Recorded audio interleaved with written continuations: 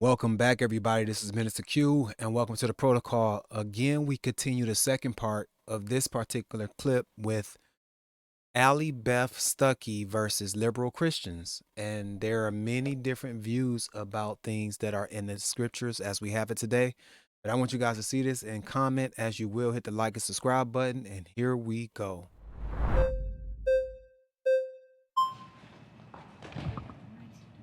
Hey, what's your name? Hi, I'm Angie. Angie. Nice to meet you. Thanks for being here. Yeah. So the first thing that I want to bring up is we can go back to the Bible, but I will say clearly, I do have personal convictions about abortion that may not everyone in this circle may agree with. I was raised very conservative, Texas, Bible Belt, like I was homeschooled, all of that. Yeah. And so like I understand the idea of like how horrible it is to kill like an innocent life. But I think we need to go and talk about Exodus 21 Okay. because that I don't know if you know which passage I'm about to talk about because that is Go for it. describing where if two men are fighting and they hit a pregnant woman, if she has a miscarriage, and again, there is debate on if it's miscarriage, if she has a premature birth, but the child survives, Yeah. the man has to pay only a fine. But if it says if there's further harm, that's when it goes to life for life, eye for eye, tooth for tooth, all that stuff. And that is in regards to the woman, the harm caused to the woman by the men who have hit her. So Let's actually go to the text. It says if two men are fighting and in the process hurt a pregnant woman so that she has a miscarriage, but she lives, then the man who injured her shall be fined whatever amount the woman's husband shall demand, and as the judges approve. But if any harm comes to the woman and she dies, he shall be executed. Verse 24. If her eye is injured, injure his. If her tooth is knocked out, knock out his, and so on. Hand for hand, foot for foot, burn for burn, wound for wound, lash for lash. But now we're about to hear how this is in relation to the point that she's going to drive home regarding abortion.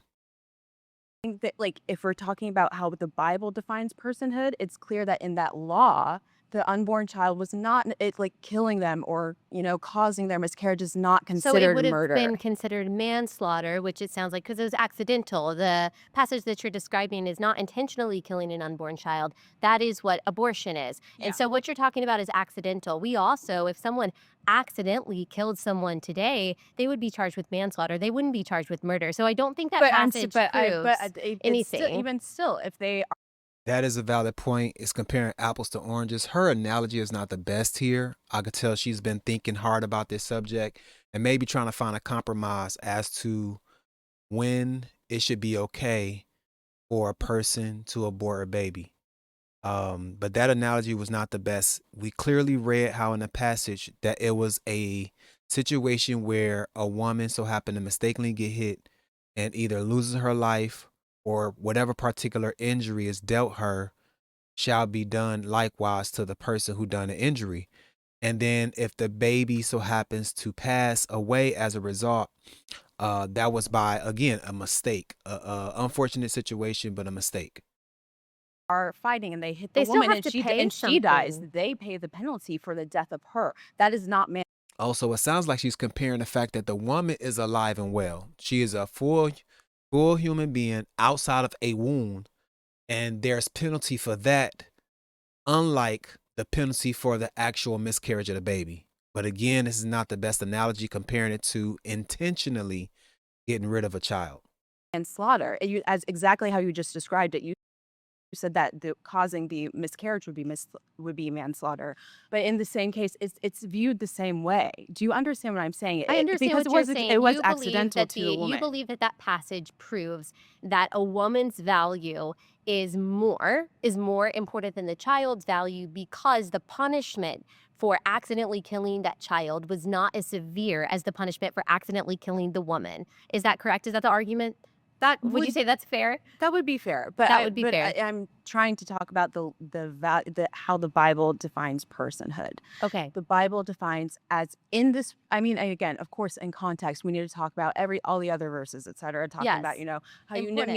you knit me in my Yeah, what do mother's you womb. think about that? I'm I curious what you no, think no, about I that. think that is important, but also it's beautiful prophetic language. Or prophetic. It's Poetic. Yes, yes, yes. poetic. Maybe, But yeah. then whenever it gets to, I think it's what is it, Jeremiah 1 5?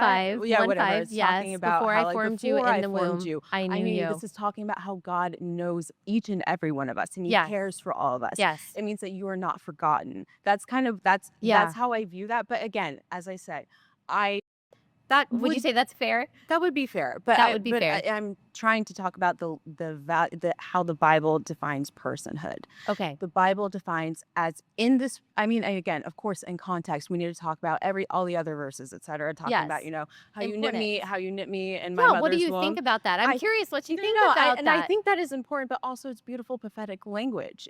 Or prophetic. It's Poetic. Yes, yes. poetic. Maybe, But yeah. then whenever it gets to, I think it's what is it, Jeremiah 1 5? 5, Yeah, 1 whatever. 5. It's talking Yes. about Before how I like formed you before in I the formed womb, you. I I knew mean, you. this is talking about how God knows each and every one of us, and He Yes. cares for all of us. Yes. It means that you are not forgotten. That's Yeah. how I view that. But again, as I say, I personally have reservations against abortion in some ways. Can you tell me why you have reservations against abortion? I have reservations because it's my personal beliefs. But- Again, but why? But listen, let me just tell you this. This is what I have done as a person. I've been on multiple Jubilee videos because I am, as some of y'all may know, but I am a virgin. I am saving myself for marriage. That is awesome. Like this is what I want to do, but Yeah. and not just because I think it's a purity thing or whatever. It was just beautiful. It is. And that's a problem. That right there is a very serious problem in our culture of today that do not revere what God says as sacred. He makes it very clear that we shouldn't be fornicating. He makes it very clear that sex is for those who have marital covenant with each other. And here it is, we have this thing of, oh, it's not because it's a purity thing, which the Bible says, without holiness, no man shall see God. It also says the pure in heart shall see God, right? The pure in heart. So to the pure, all things are pure. And here we are trying to assess what God says, but apart from our own personal feelings of what makes being abstinent beautiful. That is a problem. Yeah. Beautiful, but I'm It's saying, also just but a good also, decision. yes, It's smart. It is Yeah. I do think it is a smart decision because again, it saves me from ever having to be put into the possibility, the realm of even thinking like, oh, Well, is we abortion can a agree possibility? there. We can agree there. I have often said that most of But our again- problems but in the again- world would stop if people stopped having sex outside of I mean, marriage. not necessarily that. True. I'm just well, yeah, sure, but also what I want to get to.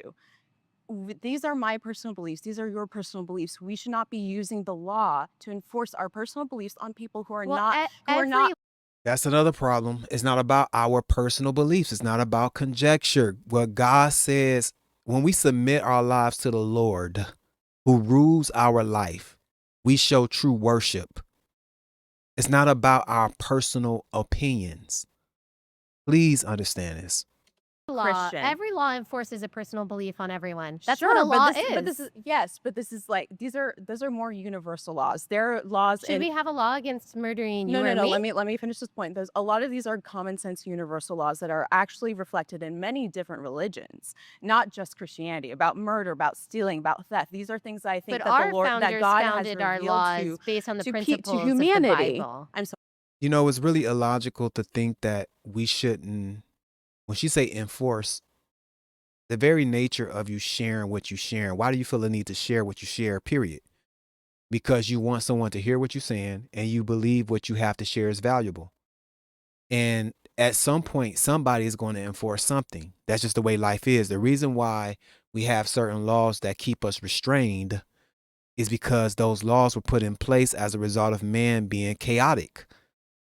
At some point, someone has to believe that they were called for the purpose that God has created them, such as the church, the ecclesia, to proclaim and declare his word as truth.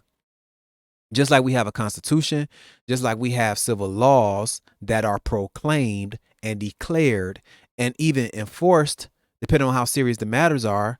We have the gospel that we proclaim and declare that Christ told us we must do, and that was by command. Sorry, I missed that. Our founders founded our laws and wrote our laws specifically with the principles of Scripture in mind, not created a theocracy, I but on mean, the sure, values the of Scripture. principles, the And so princ- they weren't saying, well, let's just pick the laws that sound good to Buddhists too. That's not how they well, formed sure. those laws. I mean, I'm sure they have limited access. And I kind of go back to what I'm saying about church and state. She makes a point. At some point, somebody got to base laws on something that everyone agrees on. And they agreed that Judean, Christian morals and the laws of that text, that Biblios, was something to take into consideration with creating the Constitution. Though there are parts of that, of course, we all have debates about. However, at some point, if the state doesn't adopt these laws, then the opposite would be dark, satanic. Rome, where they had crucifixion, where people was crucified out in public, and the stench and the smell was there. And I mean, like, do we really want to go back to nations? I mean, even if we talk about areas where cannibalism is practiced, you know what I'm saying? And there are no convictions about that. So there's going to be someone enforcing something that is ungodly if godly policies are not passed. To Buddhists. I mean, let's be real and what their theology or, but I think we need to get back to the point that with Christians really trying to force our personal beliefs on non-Christians throughout our country because we have these personal convictions, I think that is incorrect. But because how it we can see because it. it can go to so many different ways, especially if it was a different religion that came into power. Christians would be upset about But you that. see that laws that Well, and we allow cannot- we cannot- abortions, laws that we allow can't- abortions I- is okay, look. enforcing your personal belief system on that child. We don't see it as enforcing a personal belief system. Again, I'm going back. A law I have is to go back to protecting the Exodus. I have right to go of back the to baby. Exodus 21. Exodus 21, where again the personhood of an unborn child is not defined. It is a That's fine. not if the talking child, about purposeful killing of a child. Do you think killing an innocent person intentionally is always wrong? Do you think it should be illegal to murder me or murder if we talk you? about Jeff Tott's daughter, she ran out. Do you no, think listen, it should listen, be we are illegal? talking about innocents killing innocent people. Jeff Tott Yes. in Judges, do you remember this? He made this promise to God and said that, whoever the first thing that comes out of my home, I'm going to sacrifice that. And that And ended he up was being wrong. his daughter. And he was And wrong. he was wrong. And that was he a grieved, sin. but he still went through with it. He still killed his daughter. But that was a sin. If we're talking about David and Is that Bathsheba, if we're justified? talking about David and Bathsheba, That was murder. Yes, he That was murdered. He sin. murdered. Yes, he murdered, and he committed adultery, and probably those was were forceful sins. on her. But he didn't experience that the wrongness. The child did. So are The you baby, saying that God murder should not be illegal? Wow. This argument right here is sketchy. And then she's going to speak about how the baby suffered the consequences of the sins and acts of these men. And while Allie has pretty much already done a great job of explaining how the man shouldn't have said what he said regarding the first thing he was sacrificed to show God that he truly honored and worshiped him more than anybody else. And sometimes people miss the center of that. They miss the center of the fact that this man could have sinned by not fulfilling what he said out of his mouth. But because he honored and worshiped God more than our affections on this earth, he saw through with it.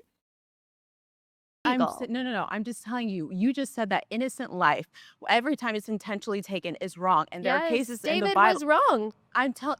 Yes, Of I'm course not. he was. No. Of course he was wrong. I'm not saying that. I'm saying that the result of David and Bathsheba's adultery, or coercion, because I mean he was a man in power, and the baby was killed. It says that God struck the child, and the child was. Like they lived. She had the baby. 7 days later, the baby was killed. Okay? That is the case where innocent life, I mean, was taken. The baby had no like they didn't do anything to deserve that, but it was what his father did. And so So I it's know that Christian, wrong. I know, but It's but wrong to kill innocent life. Don't you It'd be nice if she let her finish so we can get the understanding with clarity. This is what I get to. This is what I get to. Because a lot of times Christians will say that two wrongs don't make a right. In that case, it kind of seems like that's what God did. What do you mean? I'm Right. not Taking an innocent tracking. life. David took an innocent life, but the David was baby's wrong in taking I an I I innocent life. understand David was wrong in taking an innocent life, but Yes. also God took the innocent life of his child. Wow. Yeah, this is where it gets sketchy because we find ourselves trying to be like God. God has laws that apply to us, and he has the Lord. He's a sovereign God, right? Like for instance, some people take this out of context. God is a jealous God. So therefore, if God is a jealous God, then us being jealous of people should not be a problem. Well, if you look at the meaning behind those passages of the word syntax of that specific word, or the meaning behind that specific word in Hebrew of God being jealous, it's not the jealous as you may think. It's God loving us so much that he don't want anyone else, any other entity, any other ideology taking us away from worshiping him alone. So he's jealous over us, meaning he wants us to be and to understand who he is in truth and honor him alone. God is holy. His ways are not our ways. His thoughts are not our thoughts, which is why we grow to know him. Because many of you like to nitpick, and that's fine if you're doing it with a sincere and humble heart. But pride will always be your downfall. It's Uriah, whatever, whatever Uriah. Bathsheba's Yes. husband was. Hey, thank you so much. That was fun. Thank you. But anyway, guys, that's just that portion of this video. I didn't want this to be long, but as you can see here on the subject of abortion, this part of the debate was pretty complex. And I'm okay with people exploring text to understand the depths of what some meaning and trying to put things together. But when you're trying to put things together, apart from a humble heart seeking God as to understand these things, it's easy for us to have an opinion about something and think that we could justify those opinions before God instead of walking in truth. So let me know what you guys think in the comment section. Like and subscribe. And look, until next time, remember to follow the protocol. Peace.